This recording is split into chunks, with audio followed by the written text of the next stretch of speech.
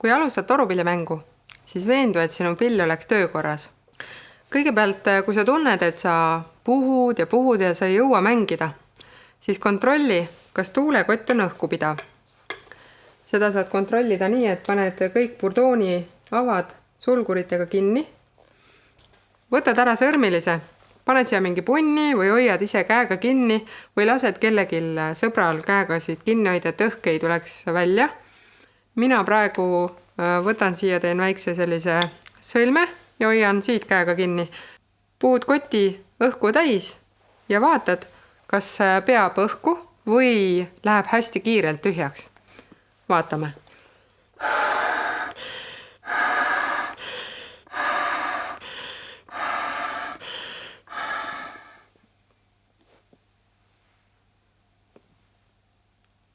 See tuulekott peab õhku küll. Loomulikult ei ole see 100% õhupidav, sest siin on ikkagi õmblused. Aga selle pilliga saab kindlasti juba mängida. Aga kui tunned, et käega surudes nüüd läheb kohe peaaegu õhust tühjaks, siis kõigepealt kontrolli, et need burdoonid oleks sul õhku pidavad.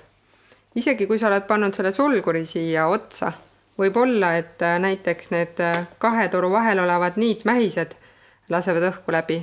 Siis sa peaksid siia niiti juurde kerima või ka need häälestusnupud D-burdoonil E-häälestaja on jäänud kuidagi avatuks või siit võib õhku läbi tulla.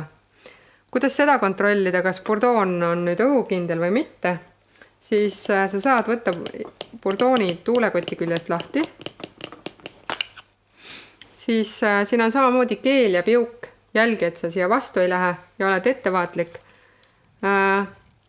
Ja proovid puhuda nüüd siia õhku ja kui sa ei saa siit mingit õhumulligi läbi puhuda, siis see on järelikult õhku pidav.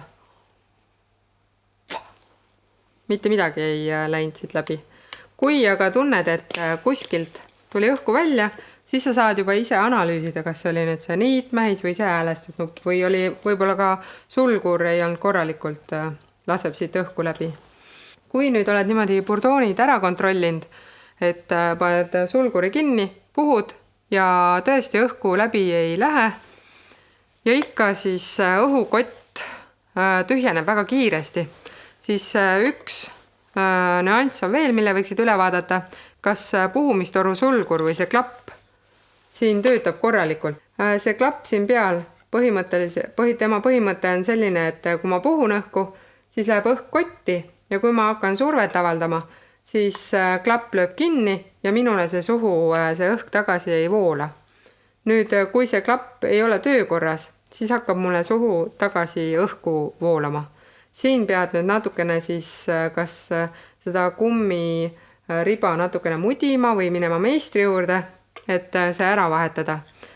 Kui on nii, et tunned, et siit õhku tagasi ei tule, burdoonid on õhukindlad ja tuulekott ikka tunned, et läheb kergesti tühjaks, siis mine kindlasti meistri juurde ja lase üle vaadata tuulekoti õmblused.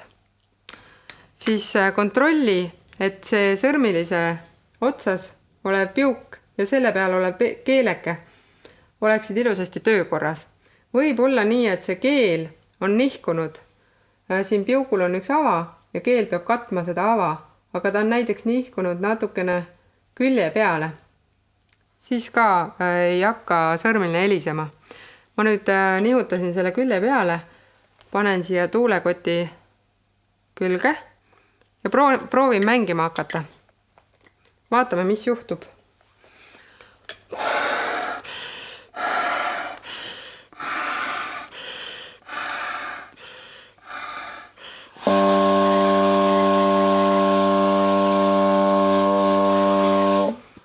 Mitte üks piuks ei tule sõrmilisel. Siin keelt hoiavad kinni ka niitmähised. Ja vahest võib juhtuda ka see, et see niitmähis on lahti tulnud siin. Või on selline, et keel hästi kergesti loksub. Siis tuleks ka see keel uuesti siduda. Aga seda siis juba meistri juures või siis mõne teise spetsialistiga, sest et Meister on väga täpselt ära mõõtnud, kuhu selle keele peal see niit peaks asetuma. Ja kui sa paned keele paika ja niidi veel kuskile ka suvaliselt, siis ei pruugi see pill enam häälestuda ega ka hästi mängida. Jälgi, et sa seda torupillikeelt kuidagi katki ei murra. Ja samad keeled ja piugud on ju ka burdoonidel ja kui burdoon ei hakka helisema, siis ka samamoodi. Võta ta korra lahti ja vaata, ega ei ole see keel nihkunud oma koha pealt ära või võib-olla on ka mõni pudi või puru siia vahele läinud, miks ta ei mängi või imeliku heli teeb.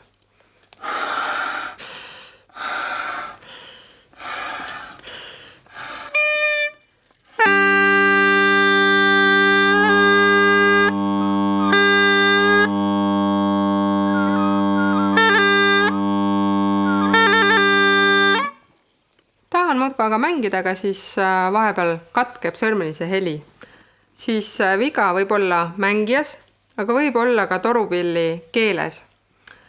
Miks torupilli sõrmelise heli katkeb, on sellepärast, et see keel piugu peal lööb kinni ennast. Ta enam ei vibreeri, vaid lööb kinni ja seda lööb kinni hästi suure surve puhul või ka teinekord siis, kui sa korralikult ei kata sõrmi. Või ka teinekord siis, kui see keel on väga pehme ja väga õhuke. Siis peadki vaatama järgi, et kas surve tuulekotile ei ole liiga tugev järsku või kas sa katad mitte väga täpselt järsku sõrmi. Need on siis mängijapoolsed vead, aga kui kõik sina oled õigesti teinud, siis võiks ka korra sõrmilise peal oleva keele üle vaadata. Anna torupilli kellelegi mängijale mängida, et kas teistel ka näiteks selline viga juhtub sinu torupilliga. Veel on üks noot, kõige alumine D-noot, mis hästi kergesti võib minna kiuksuma.